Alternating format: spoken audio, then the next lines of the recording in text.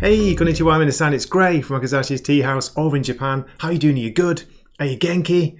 Have you seen Godzilla Minus One yet? Godzilla Minus One is my favourite movie of 2023. I've dropped 2 reviews, which I'll link at the end of this video. There's a spoiler-free one and a full spoiler review, so please check those out if you haven't already. So this has become my favourite Godzilla movie, and as I say, the best movie of last year for me. I'm lucky enough to live in Japan, and I was able to watch it in November before its international release. I went into the theatre expecting a standard Japanese kaiju movie, you know, maybe with a guy in a big monster suit, and was completely blown away by the story, the characters, the acting, the music, and of course, the staggering visual effects. Godzilla has never looked or sounded so real. Another surprise for me was how emotionally moving the film is. Its simple yet powerful message of ikiru, or live, really hit home, and it woke me up from a middle-aged malaise that I've been feeling over the last few months. No matter how stacked the odds are against you, don't give up. Keep going, keep fighting, do more than just survive, live. This is a monster movie we're talking about here, and it's giving me a peak experience in the cinema watching it. Just unbelievable. In Japan, they are using the word monochrome to describe this version of Godzilla Minus One. The full title is Godzilla Minus One, minus colour. What's interesting is I just read an interview with director Takashi Yamazaki where he's quoted as saying, "Rather than just making it monochrome, it is a cut by cut. I had them make adjustments while making full use of various mats, as if they were creating a new movie. What I was aiming for was a style that looked like it was taken by masters of monochrome photography." The great news for American Godzilla fans is that Toho International are releasing the minus colour version in the United States from January 26th to February 1st, 2024. I'm really glad I went to see it again on the big screen, mainly because I think it's a truly brilliant movie.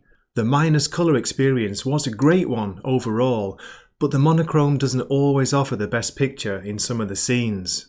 If I had to recommend watching only one version, I would say go see the colour version. I think it delivers the most entertaining experience and it looks fantastic. But if you do get a chance to watch the black and white version, I would go for it. How often do we have the opportunity to see a black and white movie on the big screen these days? Okay, let me talk about some of the things that stood out for me. The opening Toho logo looks old as well as being in monochrome.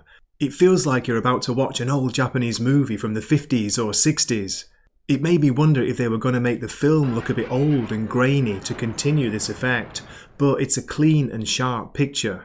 What surprised me though is how dark the film looks at times, especially in the opening scene on that small supply island where main character Koichi lands his kamikaze plane. That initial Godzilla night attack scene looks incredible and is made even more frightening and shocking in monochrome. I think it might be my favourite scene in the minus colour version. In the exciting Tokyo attack scene, Godzilla and the VFX look really good in monochrome.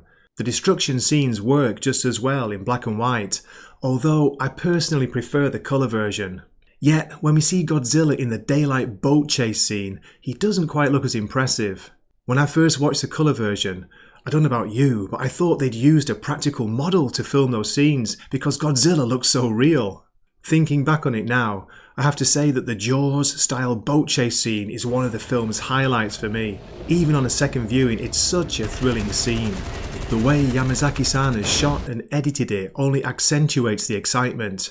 And who can forget those malevolent eyes and that scary GOJIRA stare? Some of the other scenes where I think the monochrome effect doesn't work as well are the scenes which focus on the main characters at home.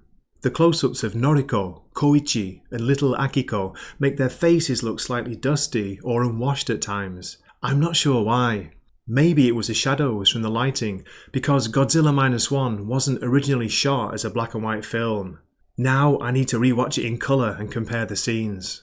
If you have already seen the movie, you will know how great the soundtrack by Naoki Sato is. It's a wonderful example of just how much good music adds to a film. Some of the tracks using strings and simple vocals send shivers up and down my spine when I hear them. I also really appreciate how the soundtrack includes music from the original 1954 Godzilla movie. I've been listening to it on YouTube Music and I love it.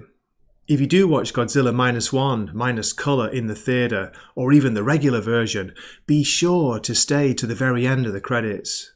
After the unforgettable soundtrack has played out, we hear and feel huge footsteps slowly approaching. It feels like the ground is shaking as Godzilla draws ever nearer. Then we are hit by his mighty roar. It's like a sonic attack. What an ending. Sayonara, sucker.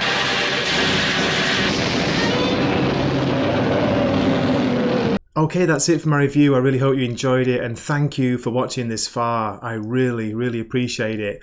I hope you get a chance to go and watch this movie on a big screen, but if not, do check it out even on a small screen when it gets released. Well, I hope it gets released on Blu-ray or 4K.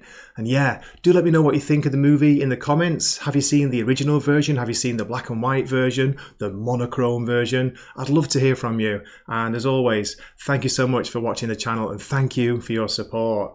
I'm going to link 2 videos that I've done already of the main movie, Godzilla Minus One. I've got a spoiler-free and a full spoiler review. Okay, catch you later. Mata ne.